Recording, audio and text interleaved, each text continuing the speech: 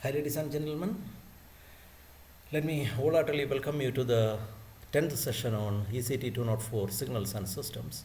Today we see the further classification of systems.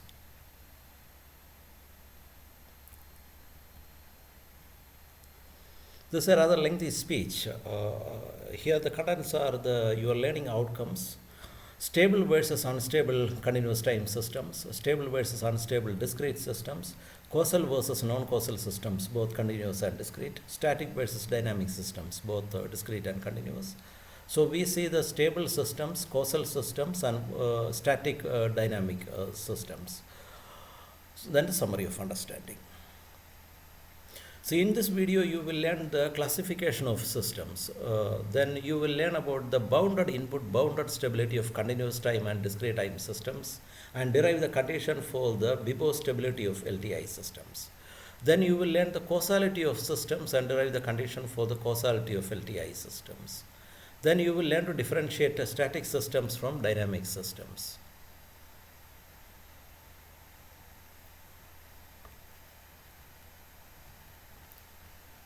So what is a stable system? See, if you look into this figure, you can see that this clearly an unstable system. This is a board on an inverted bowl.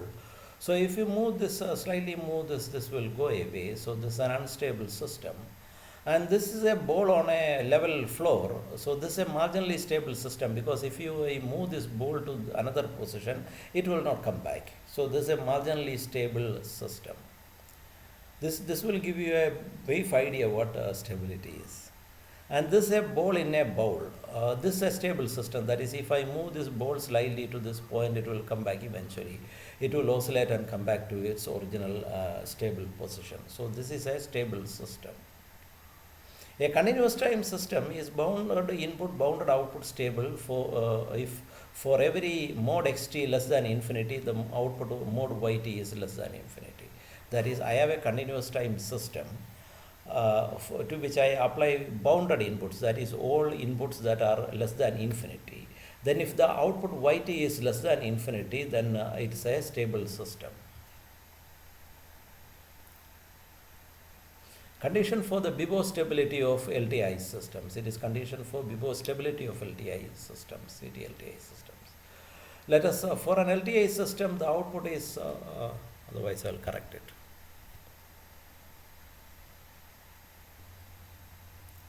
Let us look at the Bibo stability of CT-LTI systems. Let us derive the condition for the bounded input, bounded output stability of CT-LTI systems. For an LTI system, we know the output is yt is minus infinity to infinity x ht h tau x t minus tau d tau. This is a convolution integral. Let us assume that all inputs xt are less than, say, m. So let us assume that the maximum value of xt is, say, m, and that is less than infinity, and that xt is m everywhere. So that xt is throughout minus infinity to plus infinity, throughout xt is its maximum value. Let us assume that xt is at its maximum, say, m. Then mod yt will be less than or equal to mod minus infinity to infinity h tau m d tau. Okay. So since I take the maximum value everywhere, I can say that yt should be less than this. Yt should be less than mod, less than or equal to mod minus infinity to infinity integral h tau m d tau, because I assume that x is m everywhere.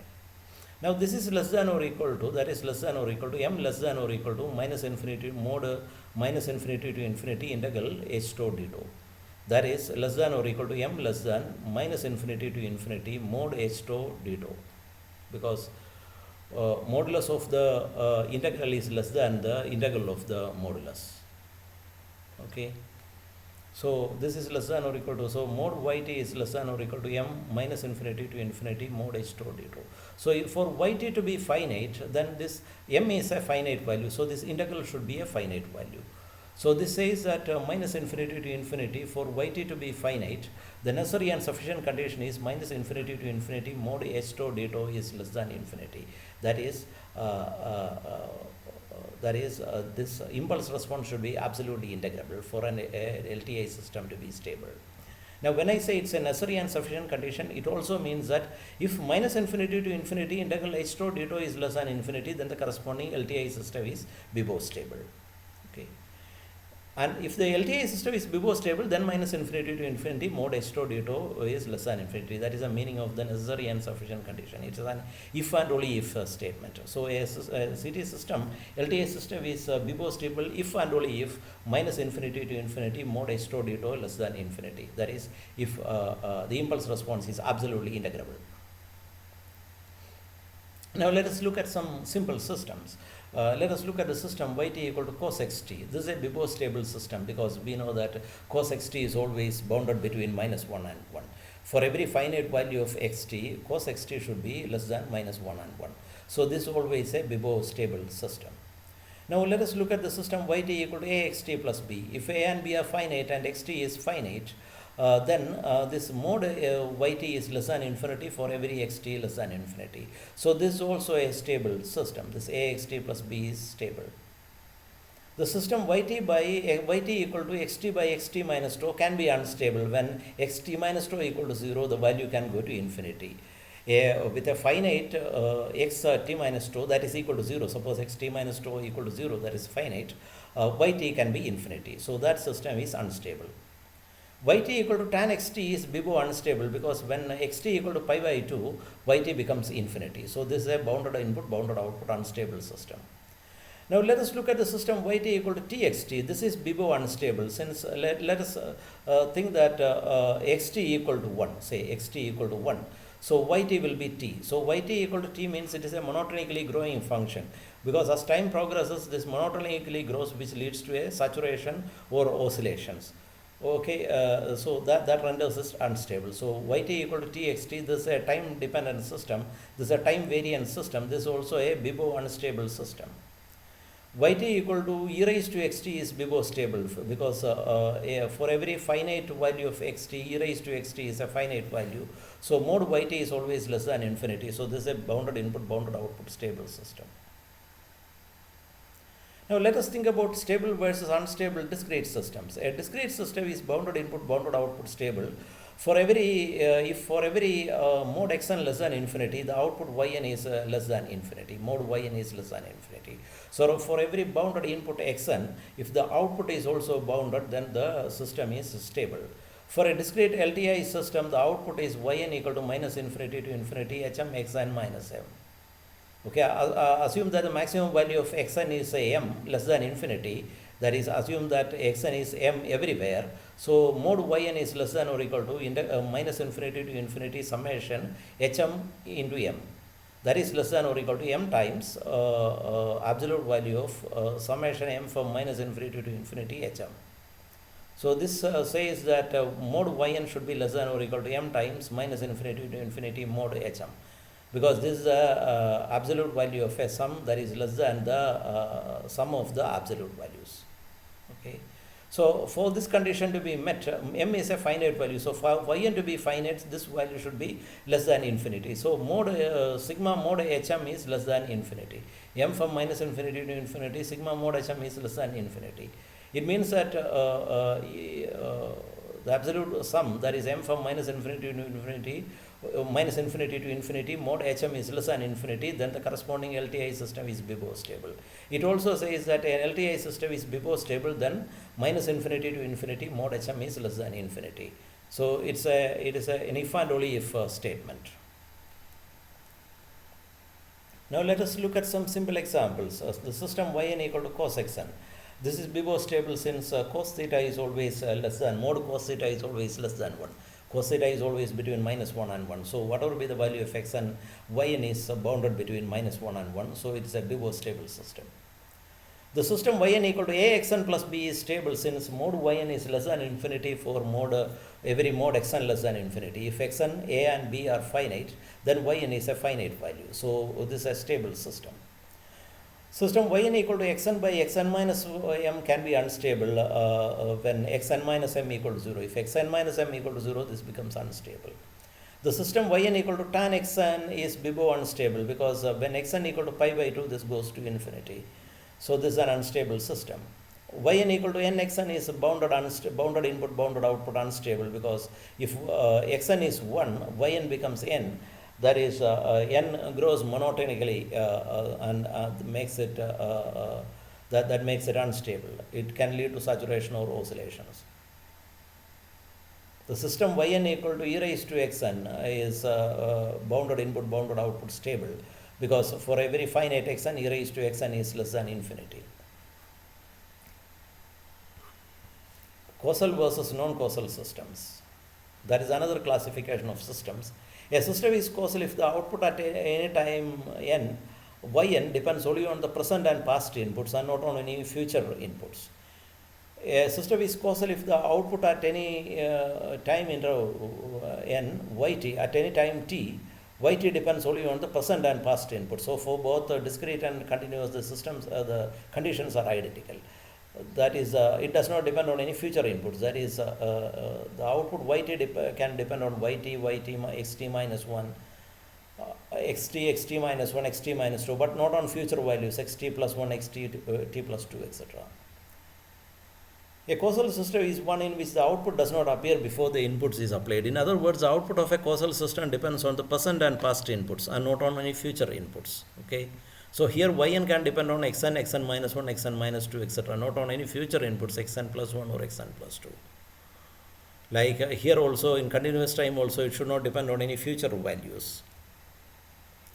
So for a CT LTI system, yt is equal to minus infinity to infinity h tau xt minus tau d tau.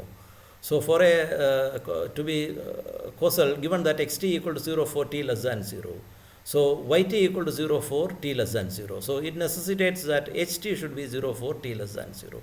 So before the application of the signal xt, yt should not appear. So for a ht should be 0 for t less than 0. This is the condition for the causality of an LTI system.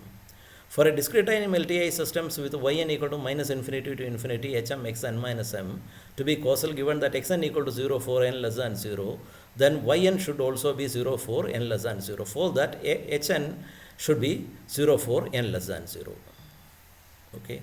So this is a condition for the causality of a system. Now consider the system yt equal to axt plus b.